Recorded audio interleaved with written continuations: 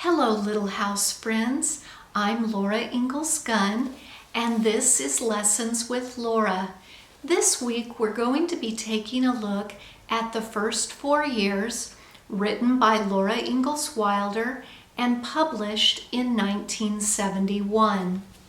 This book is a little bit different than the rest of the books in the Little House series. The manuscript was found amongst Laura's paperwork after she had passed away, and it also tells the story of Laura's first 4 years as a young bride. She has just gotten married to Almanzo, and they're setting up housekeeping. And the 2 chapters that I'm going to be reading have to do with her setting up her new home. So let's get started. This first section describes a small corner in Laura's new home. In the corner between the window to the east and the window to the south was a small stand table with an easy armchair at one side and a small rocker at the other. Above it, suspended from the ceiling, was a glass lamp with glittering pendants. That was the parlor part of the room. And when the copies of Scott's and Tennyson's poem were on the stand, it would be complete. She would have some geraniums growing in cans on the windows soon, and then it would be simply beautiful. Now, Laura was married in August, and geraniums are a perfect summer flower that is easy to grow. Given that it's the end of December, I thought it would be fun to plant an indoor winter flower. So our craft activity for this week, we are going to plant paper whites. Now, throughout this book, when it talks about Laura doing her work, she is often described as wearing an apron, and most pioneer women would have worn an apron because they wanted to limit the amount of clothing that became soiled and had to be washed, because doing the laundry was an all-day process during the 1870s and of course the 1880s when Laura was starting her married life. Now, this apron that is beside me is called a pinner apron, and it gets its name that the top bib of the apron is secured to the dress with pins. And the beauty of that is then you can then tuck the apron in if you just need a little side apron. So we'll try and smooth it down. But that was one way that they protected their garments. It was much easier to wash and iron a simple apron as opposed to an entire dress. So let's head on to the craft area, and I'll be wearing an apron. Planting paper whites is a time-honored holiday tradition for many families, and it's a quick and easy project that can be done by kids of all ages. And you just need a few things to get the bulbs started. A container, and I use a variety of containers. If someone is celebrating Hanukkah, a blue teacup is perfect. This is actually an antique mold that my friend Nicholas sent me from England, And I love these because as the paper white starts to grow, you can see the root system, which that's a lot of fun. And you can even nestle several paper whites in one container. That makes a wonderful accent piece when you're creating little holiday vignettes. It's a nice pop of color and they smell absolutely wonderful. So other than the container, you just need some clean pea gravel, and you can get that at most hardware stores or nurseries, or perhaps even your own driveway. And the beauty of pea gravel is at the end of the blooming season, you can plant the bulb in your yard and thoroughly clean the pea gravel and use it year after year. I think this is my 4th year of using this same pea gravel. So you'll just fill your container with gravel about halfway. And then this is your paper white bulb. Now they can be ordered through the mail. They're also known as a narcissus bulb, and many times they're somewhat like an onion, that there might be a few extra papers over the top of them, and if they come off, that doesn't hurt the bulb in any way. And you can see that this one has already started to sprout. Believe it or not, I found mine at my local grocery store, and you can also find them at many nurseries. So once you have a little bit of gravel, then you're just going to nestle the bulb in there and then cover up the sides.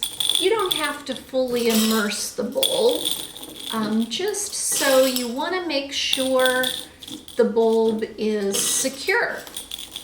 And the reason I'm planting this bulb and several others in a simple mason jar is I plan on giving these as Christmas gifts to friends and neighbors. It's very inexpensive. People love a heartwarmingly handmade gift. And so once you have your gravel in place, you just need to add water.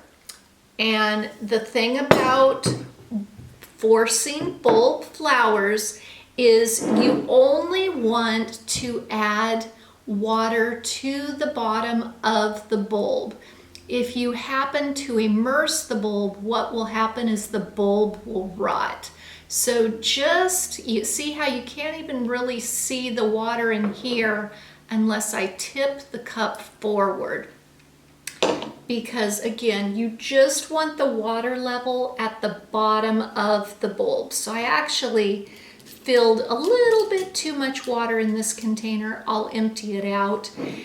And then it takes about 4 weeks. So I wanted these for Christmas. Our family celebrates the Christmas season. So just depending on whatever you are celebrating, you'll force your bulbs about 4 weeks prior to the time that you want them. Now, I do love having paper whites through Valentine's Day even, so I'll stagger my plantings.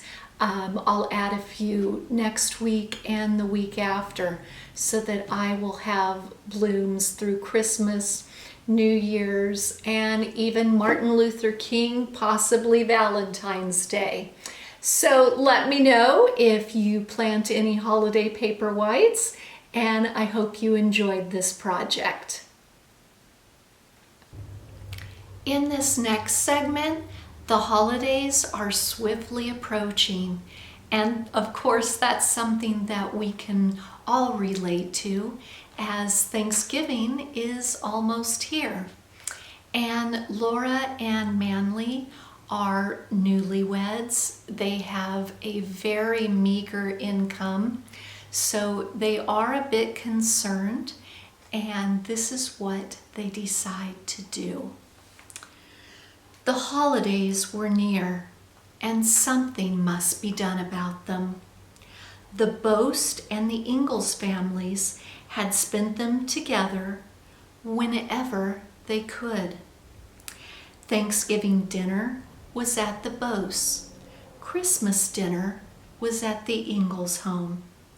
Now, with Laura and Manly, there was a new family, and it was agreed to add another gathering to those two holidays.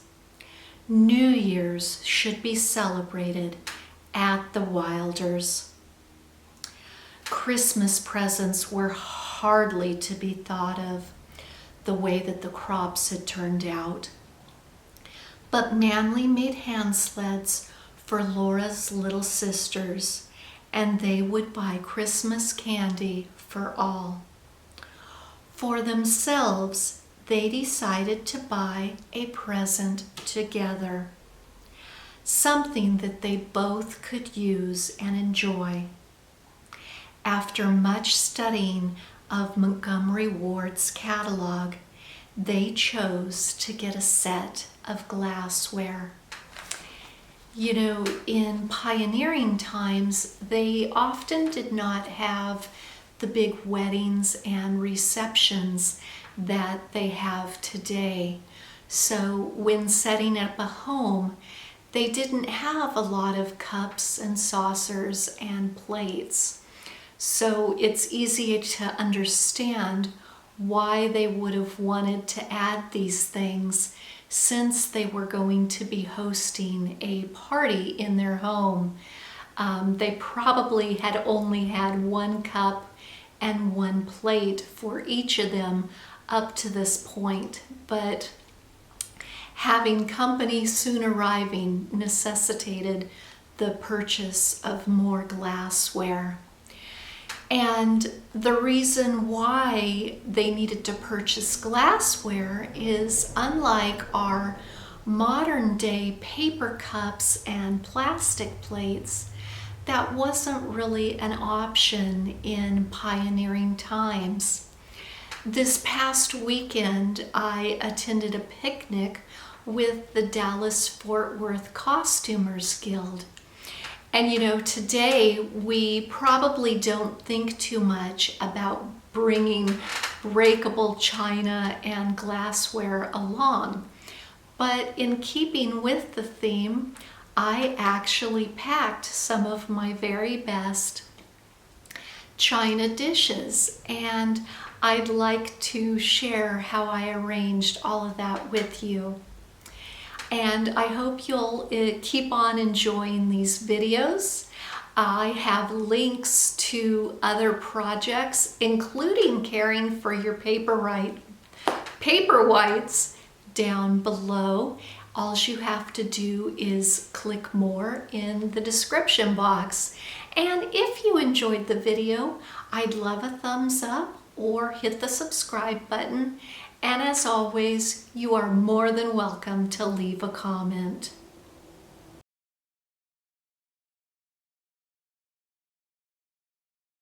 For this old-fashioned picnic, we have chopped turkey and cranberry sandwiches. They are wrapped in parchment paper and tied with twine. We also have some dried meats, cheese, various nuts and dried berries, fresh apples and pears, crackers, cheese, and dried oranges.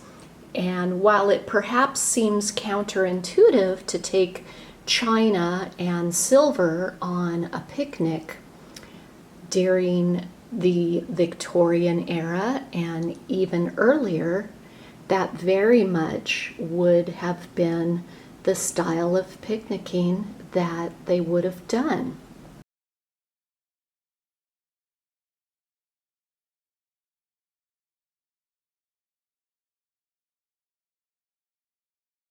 first is a container.